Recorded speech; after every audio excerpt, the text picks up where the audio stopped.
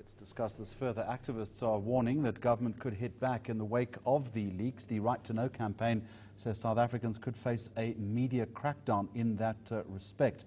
Some background now. Dale McKinley represents the R2K organisation Right to Know.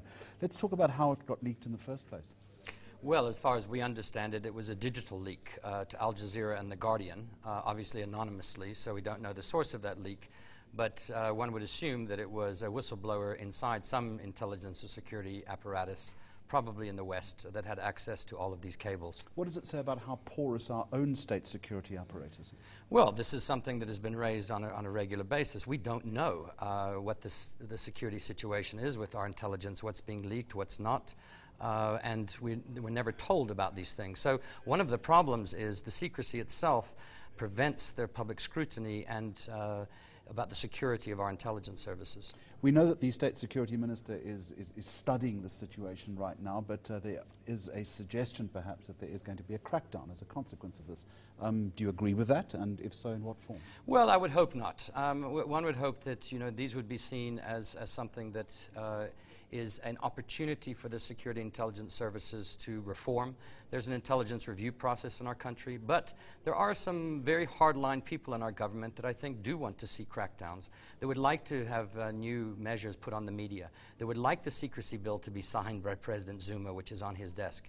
And in that case, anyone who leaked this kind of document would face 25 years in prison for espionage, so under the secrecy bill. So I think there are those securocrats and those hardliners in the ANC and government who would like to see that, but I think there's just as many who won't. Dale McKinney, where's the line between what you would like to see, which is as much openness and transparency as possible, and the very obvious question of state security itself? States, by definition, have secrets.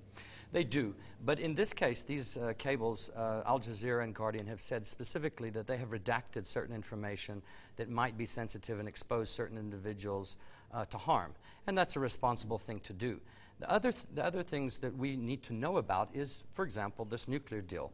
Why did the state security agencies cover it up? That is not an issue of national security that we should know. In fact, it's an issue of national security that we should know. So I think the default position should be on transparency and openness, and then for the state and security intelligence services to tell us what it is that they feel should be kept secret. But what about when lives are in danger? The South African-Iran dossier, it's marked secret, it's 128 pages long. It provides biographical details about every suspected Iranian agent in South Africa. Surely that's a step too far.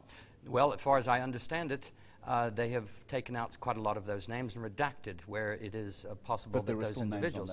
There's still names on that list. Those names surely should not be in the public Well, domain. I think that's a debatable situation, because if intelligence and security services are operating in the dark and then get caught, then, in the sense of acting in the name of a country, but their public doesn't know what they're doing in their own name, then we have to ask a question, are we in a democracy or not? Or do we have a separate state that operates in the dark and in the shadows, which we know nothing about, and which, when they do get exposed, we shouldn't be telling those kinds of things. Spies the world over, though, not just in South Africa, operate in secret. That's their raison d'etre. Well, that is possibly the raison d'etre, but we also have a democratic society. So we cannot say that they operate in secret and that's it.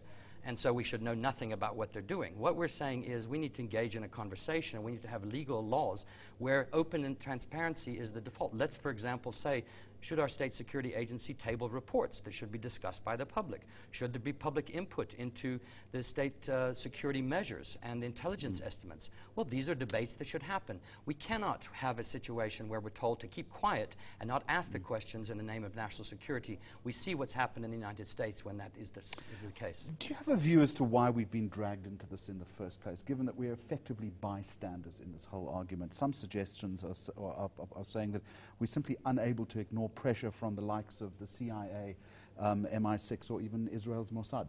Well, I think in the post-1994 period, as we know, South Africa hasn't been just a small bit player. It has got lots of different relations, not only with BRICS, but has operated in a strategic space, I think, in international relations. And a lot of its borders are quite porous. And so you have a lot of intelligence services that I think see South Africa as a reservoir of information where they can operate without a great deal of scrutiny and without a great deal of oversight. I mean, ultimately, it's a weapons play, isn't it? This is all about South Africa's leverage, possibly, in terms of obtaining uranium. Well, that's possibly one, but we don't know. There's a treasure, as you say, there's a treasure trove of cables. We've only seen the initial releases. Maybe there's a lot more there. Dale McKinley from the Right to Know campaign. Always fascinating talking to you. Thank you. Thank you very much indeed. This is Newsnight.